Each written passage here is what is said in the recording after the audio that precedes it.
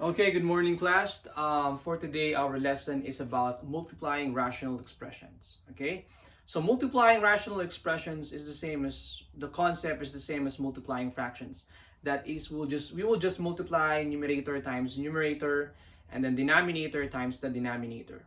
Now, in this lesson, you need to know also how to simplify rational expressions, and also you need to know how to factor out both the numerators and the denominators, basically factoring polynomials. So you need to know those lessons in order for you to be able to multiply rational expressions. Okay, so let me give you examples. In number one, we have 16 over x over 4, x raised to 4 times 3x squared over 24 times 24x. Now, I mentioned earlier that in multiplying rational expressions, it's the same as multiplying fractions. Numerator times numerator, denominator times denominator. But if we will do that here directly and simplify after multiplying, we will simplify it. It's going to be difficult, okay? Sometimes because sometimes the problem involves large numbers or complicated polynomials. So the first thing we need to do is factor out everything. Simplify each fraction or simplify the whole problem, and then after simplifying everything, then that's the time we will multiply them. Okay, so let's try that here. Okay, so this is 16, the number here is 16, and you're seeing 24 here. Okay, so we can simplify 16 and 24. Okay, take note that it's this again, when we multiply this, since the operation is multiplication, we can do cancellation here. Okay, so to cancel 16 and 24, we need to know the GCF of 16 and 24, the largest common factor. Okay, so I will write here the factors of 16 and 24 so that you know, you have the idea what's the number that we will divide to these two. Factors of 16 are 1, 2, 4, 8, and of course 16. For 24, we have 1, 3, 4, 6, 8, of course 12, and 24. Okay, now look at this and look at this. What is the largest common factor? So we're looking at 8, right? So that means I can divide this by 8, and I will also divide this by 8. So 16 divided by 8, that's 2. Okay? 24 divided by 8, that is equal to 3. So that means 16 over 24, okay? 16 over 24 is the same as 2/3. So that's the meaning of that, okay?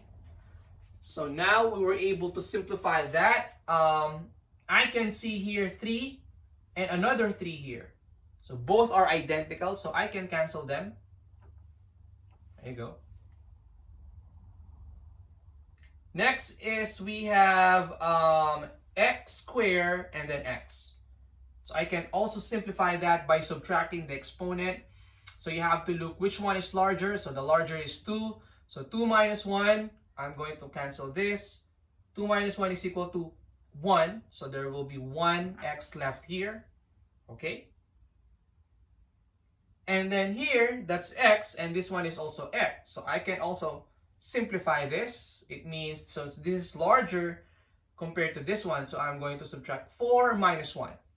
So 4 minus 1, I will just cancel that. This is equal to 3. And then just multiply the numbers that are left.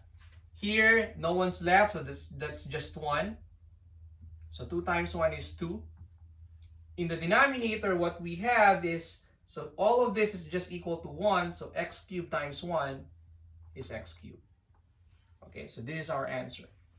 So it's better to do that than multiplying the numerators and the denominators and then simplify.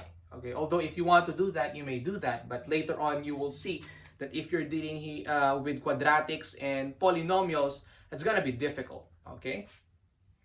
Number 2. Let's try number 2.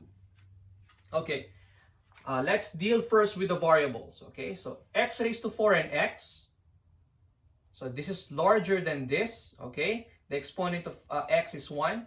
So 4 minus 1, so I will cancel that. 4 minus 1 is 3, so this is equal to x raised to 3, okay? Here we have x over x raised to 5, and 5, the exponent 5 here is larger than the exponent 1 in the numerator, so I can do the cancellation. 5 minus 1 is 4, so x raised to 4, okay? Also, we can, simplify this still. So this is larger than this, so I'm going to subtract 4 minus 3 is 1. So since 4 is larger than this, I'm going to write x here, okay? So there's one variable left here, and that's x, and it's here, okay? Let's try to simplify the numbers. 45 and 5, okay? Both are divisible by 5, okay? So we can divide this by 5, the answer is 9. Divided by 5, the answer is 1. So that's 1x. Or just x. Now I can see also that this 9 is divisible by 3. Okay? And the GCF of 3 and 9 is 3. So 3 divided by 3, that's 1. 9 divided by 3 is 3. Okay? So what's left in the numerator here is just 1. So 1 times 3 is 3. What's left in the denominator here is just 1. Okay? So multiply that. 1 times x is equal to x. Similarly here in the first example, if everything are gone, so that means it's just 1, not 0, okay? So the answer is 3 over x.